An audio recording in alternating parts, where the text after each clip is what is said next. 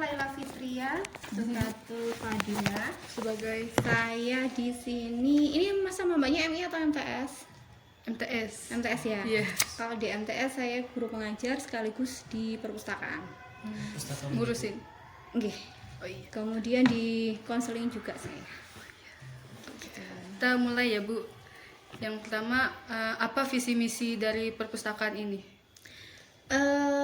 Kita sebenarnya simpel aja kalau visi misi dari perpustakaan ini ya. Kita inginnya anak-anak itu melek literasi. Mereka harus menjadi anak-anak yang gemar membaca, kayak gitu. Jadi mereka diusahakan untuk nyaman dalam membaca, misalnya dari ruangannya, kemudian buku-buku literasinya, kemudian bahan-bahan ajarnya dan media-media yang ada di perpustakaan ini.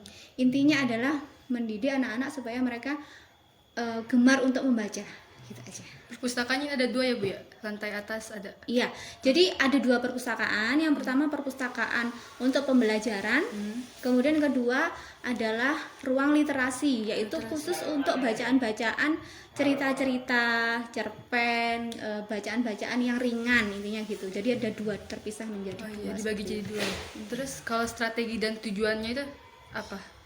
Strategi untuk menarik anak-anak menjadi minat untuk membaca gitu kah maksudnya? Iya, betul. Iya, ya kita mengajak mereka untuk ke ruang perpustakaan dulu, mengenalkan buku-buku ajar. Itu sebenarnya tidak semua buku-buku yang mereka lihat itu horor, maksudnya tuh full baca gitu. Full untuk belajar, buku pembelajaran yang menjenuhkan, tidak. Jadi kita ajak dulu mereka untuk ke ruang literasi di lantai 2. Ini ada buku-buku yang lucu-lucu, kemudian buku cerita yang kalau anak sekarang tuh biasanya kan komik-komik kayak gitu, buku fiksi ada, dongeng ada, segala macam. Itu dulu. Kalau dari situ sudah mereka sudah gemar, sudah seneng, baru nanti mereka kan akan mencari tuh karena sudah terbiasa membaca, mencari apalagi.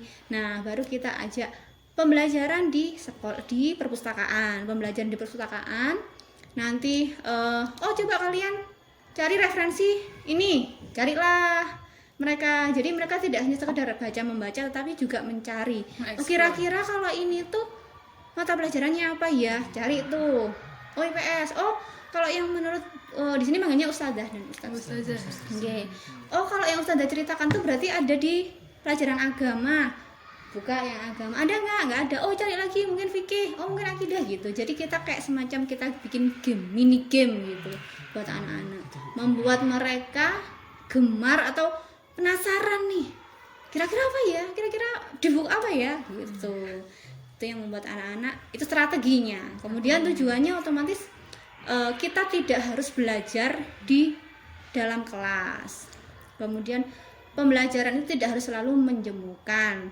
Jadi tujuannya supaya anak-anak itu termotivasi untuk membaca, untuk mencari gitu. Dari situlah nanti mereka dengan sendirinya akan berusaha untuk atau senang dengan membaca dan datang sendiri ke perpustakaan seperti itu.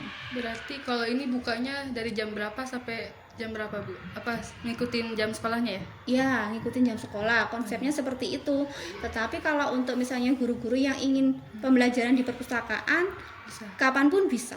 Tetapi kalau anak-anak yang sudah belajar di kelas dan ada pembelajaran hanya di kelas, anak-anak kan tidak diizinkan masuk ke sini kalau ada pembelajaran yang di kelas kayak gitu.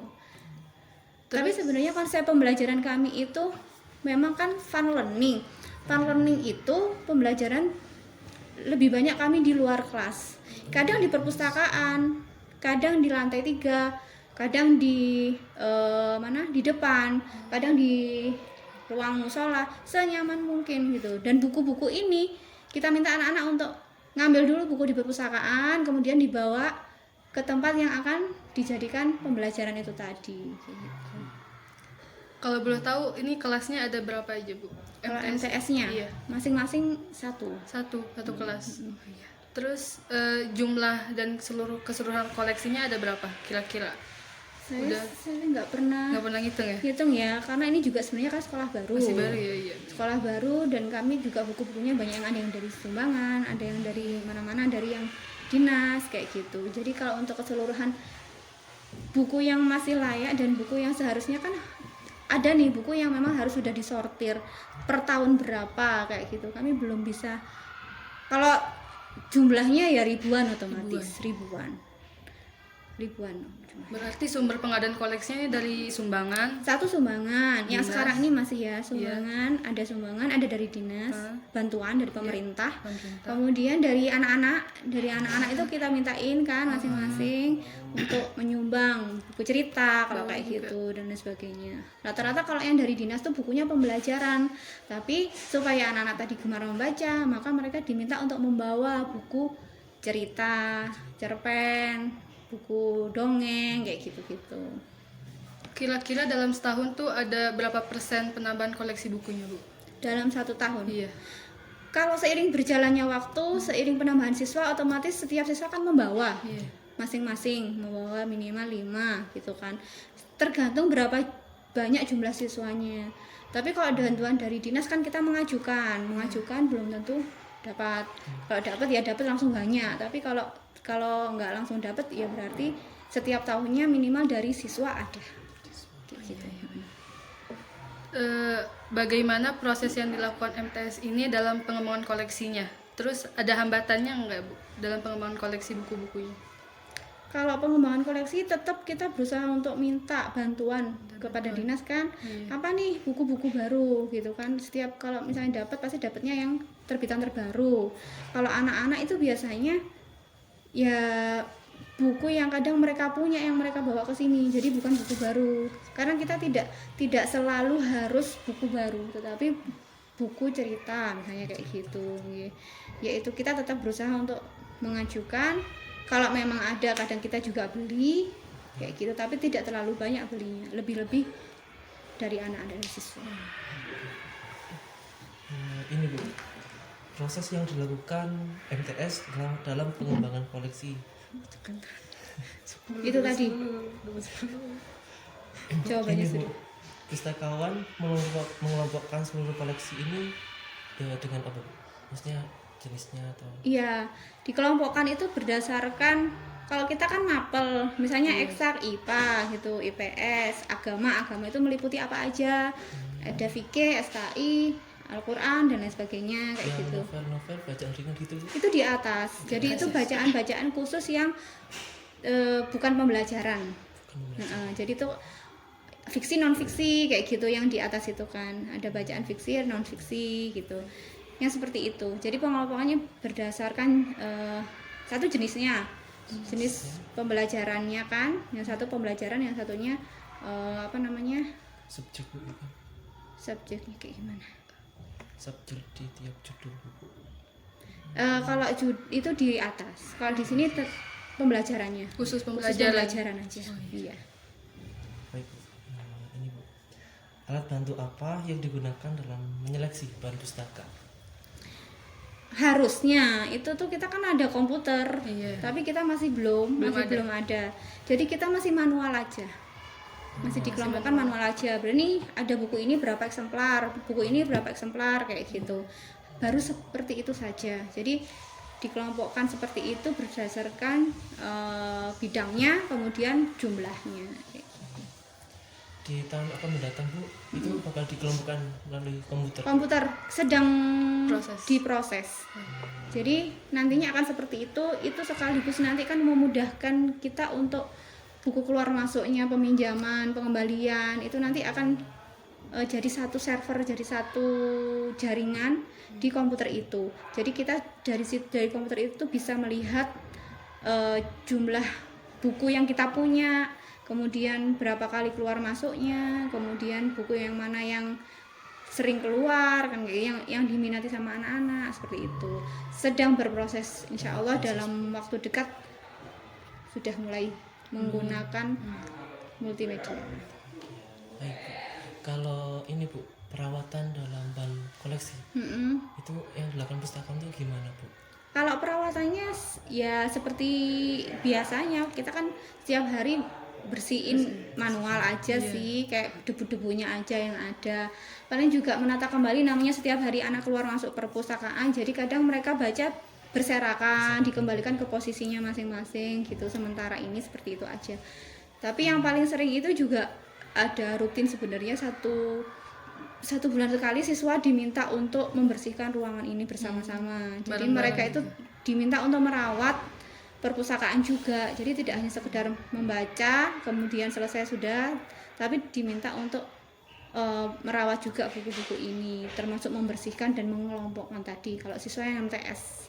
Iya. Itu dilakukan di setiap minggu. Setiap bulan. Setiap bulan. Setiap bulan. Ini Bu, proses pengolahan bahan perpustakaan dan berapa waktu yang diperlukan untuk menata koleksi yang telah selesai diproses untuk koleksi barunya Bu? Tergantung jumlahnya, sebanyak apa yang datang kan gitu kalau ada koleksi baru.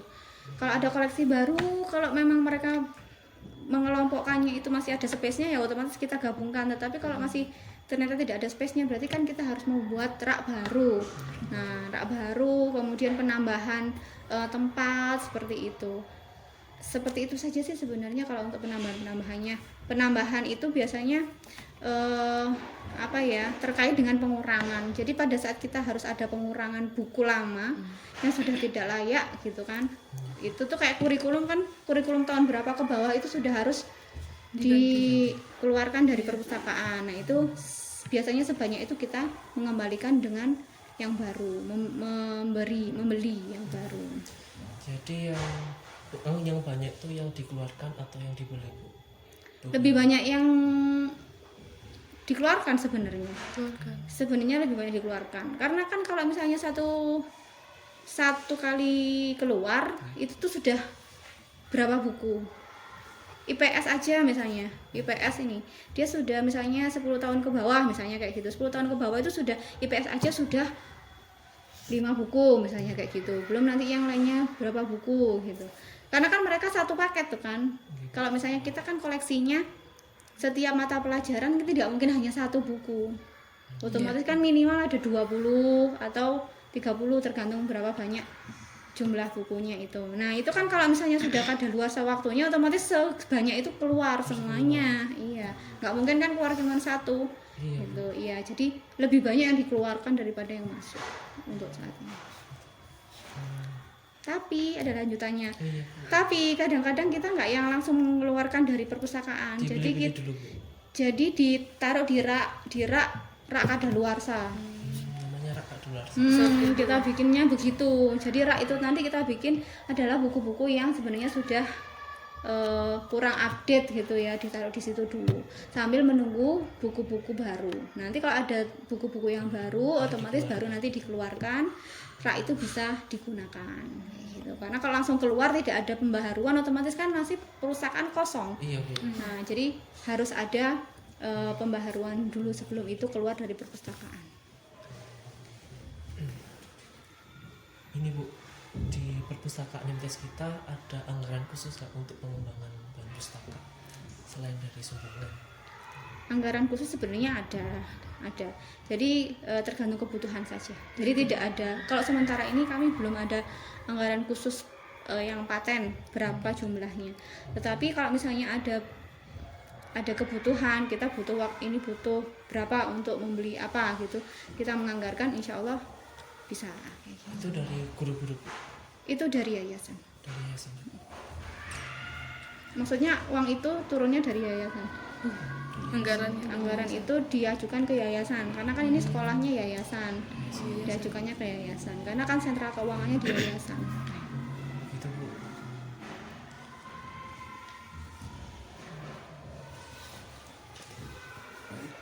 Baik Bu, untuk klasifikasi pengelola perpustakaan ini apakah harus seorang pustakawan atau guru atau tenaga pendidik? Pustakawannya kebetulan saya kalau kuliahnya bukan pustakawan, tapi saya punya sertifikat perpustakaan.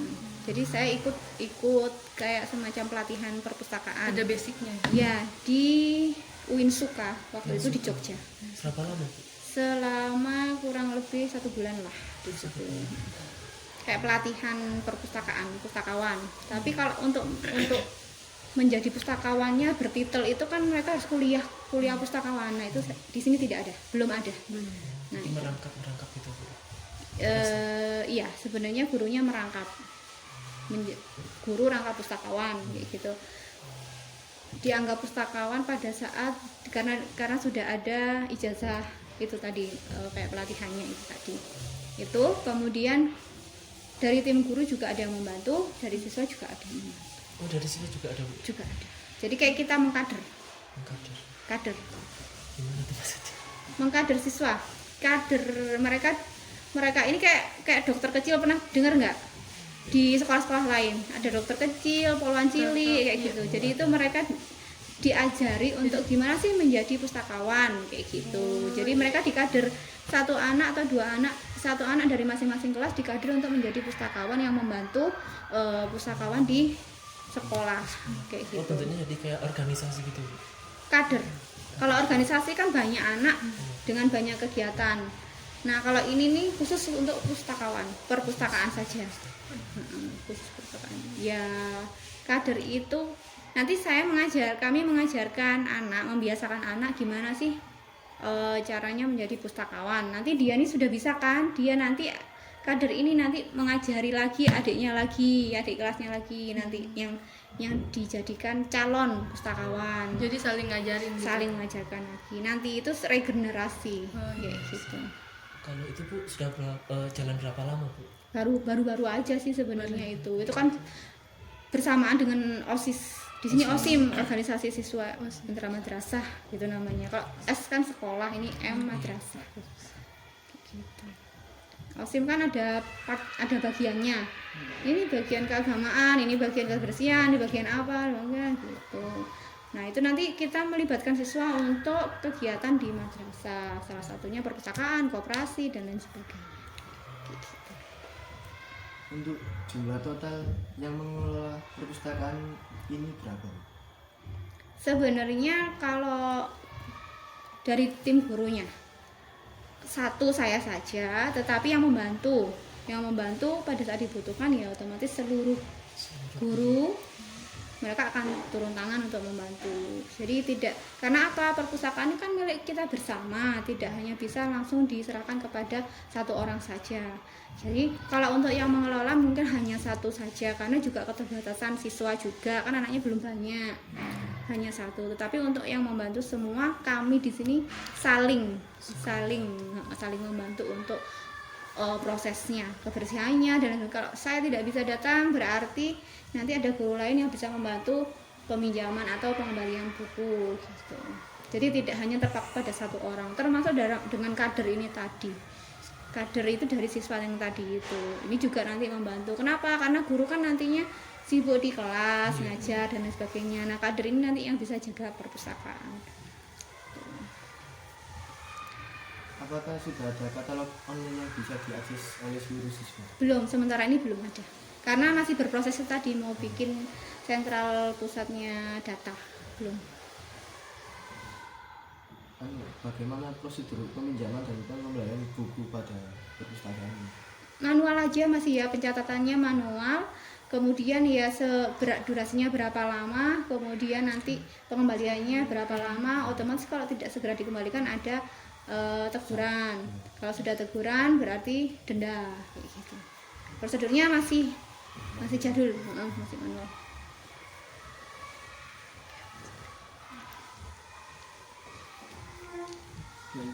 Apakah ada batasan-batasan khusus seperti maksimal jumlah buku yang boleh dipinjam dan berapa hari batas maksimal peminjaman buku? Ya maksimal 3 aja, 3 buku 1 minggu. 1 minggu batasnya. 3 buku, iya 1 minggu. Kenapa kita membatasi terlalu sedikit waktunya? Karena kalau terlalu panjang, nanti ujung-ujungnya nggak dibaca juga. Jadi kalau waktunya durasinya sedikit nih, otomatis mereka kan ya sudah, aku udah pinjam, aku baca segera dikembalikan gitu. Karena apa, juga terbatas eksemplarnya itu tadi, jumlah bukunya gitu. Takutnya supaya pada hilang juga ya. perputarannya supaya segera kembali, ya tertib lah kayak gitu. Apakah ada program yang dilakukan sekolah agar para siswa tertarik membaca buku di perpustakaan? Seperti yang tadi kita bikin games, sebenarnya kita melibatkan seluruh guru di sekolah ini untuk ayo kita aja anak-anak itu gemar membaca gitu. Salah satunya yaitu kita keluar dari kelas untuk pembelajarannya, keluarnya yaitu ke perpustakaan atau pembelajaran luar kelas yang melibatkan perpustakaan. Misalnya pinjam buku dulu di perpustakaan, kemudian kita ajak anak-anak belajar di luar kayak gimana kayak gitu. Kemudian bikin games-games seperti yang tadi saya sampaikan, misalnya cari ini di buku ini gitu, coba cari bukunya kayak mana gitu. Akhirnya kan mereka terpacu untuk berkompetisi, tetapi kompetisi yang positif seperti itu. Apakah ada fasilitas atau alat bantu yang dapat digunakan dalam mencari dan menemukan buku yang dicari? Sementara ini Jika siswa tersebut lupa tidak tahu judulnya gitu kan, cuma tahu isinya gitu. kalau sementara ini belum ada, kan kita cuma mengklasifikasikan berdasarkan bidangnya saja. Jadi ada label-label kayak yang mas-mas mbaknya lihat tuh, prakarya, nih grade 8, grade 6 kayak gitu-gitu ya. Nah itu cuman kita kasih label-label aja, pelabelan aja. Nah kalau di situ biasanya kan itu kan mereka sudah tahu, oh kalau yang ini buku tentang sains, yang ini buku sosial, yang ini buku agama, jadi mereka lebih mudah. Tapi tetap mencari secara manual. Untuk grade 5 sama grade 6 itu Bu, buku-buku apa yang dikirim? Ini MI nih, kelas 5, kelas 6 gitu kan. Grade-nya 1, kelas 1, grade 2, kelas 2, grade itu kan sampai kelas 6. Kayak gitu. Iya, kelas. Karena apa? Kalau MTS sama M itu kan beda. Kalau M itu tematik. Itu teman. Tematik kan. Kalau tematik itu ya udah jadi satu. Nggak ada IPA IPS. Jadi satu. Kemudian kalau MTS masing-masing bidang studi, makanya ada pengelompokan per bidang kayak gitu. Apakah ada kerjasama dengan pihak lain dalam pengelolaan layanan perpustakaan? Kalau ada, bentuk kerjasamanya seperti apa? Ini masih akan dengan perpustakaan pusat Malang, Kota Malang masih akan mengajukan kerjasama dengan perpustakaan Kota Malang. Tapi masih juga belum terlaksana karena masih akan diprogramkan. Karena yang perpustakaan ini mungkin kami masih berfokus dengan pembelajaran dan kurikulum karena sekolah baru ya. Jadi perpustakaan agak sedikit terhambat waktu, tapi program itu ada, sudah akan berjalan, sedang berproses, termasuk dengan akses pembelajaran menggunakan komputer itu tadi. MTS kita Bu, itu berdiri tahun berapa sih Bu? Saya lupa ya tepatnya, kalau nggak salah sih 3 tahun yang lalu. Kalau madrasahnya ya 3 tahun yang lalu. Sekarang ini anak-anak jalan ketiga, ya ketiga. Oh iya Bu, yang terakhir luas keseluruhan perpustakaan ini berapa? Saya nggak bisa ngitung, coba Mbak dihitung Mbak bantu. Perkiraannya 5 kali 5, 6 kali 6, perkiraan sekitar 6 kali 6. Kali 6. Sampai kayak di lantai. Berarti cukup luas. Semua yang di atas. Yang di atas itu di luar. Di luar. Jadi ruang literasinya itu di luar, kayak di depan gini. Bukan ruang seperti ini, bukan ruang tertutup. Ya mereka itu mudah mengakses, begitu keluar kelas mereka sudah ngelihat buku aja. Ya, jadi kayak gemes kepingin nyomot buku gitu. Jadi memang sengaja dibikin berantakan gitu di luar supaya mereka penasaran. Tapi tetap ada yang ngawasi buku-bukunya gitu. Tidak ada. Kalau untuk yang literasi tidak ada. Yang untuk buku bacaannya di atas tidak ada yang mengawasi sih. Itu cuman untuk menarik siswa ya, mungkin kan kalau di atas kan langsung dekat sama kelas kan ada kader. Jadi mungkin dia cuma bisa langsung diawasi sama kader aja, tapi bukan pustakawan, bukan guru. Kalau di sini otomatis harus tertib ya. Karena yang di atas tidak untuk dipinjamkan. Cuma dibaca di tempat aja. Dibaca di tempat. Kayak gitu. Kita boleh ke atas buat ngesut. Boleh, itunya dulu? silakan. Boleh. Mudah-mudahan nggak berantakan ya. Iya. Nggak apa-apa. Ya, boleh. Buat konsumsinya aja. Ngambil yang di sini ya. Ngambil terus Kalau di atas tuh karena lapangan di atas tuh view-nya bagus. Makanya mereka lebih nyaman untuk baca di atas. Karena apa? Mereka membaca pada saat istirahat. Ambil baca sama belajar.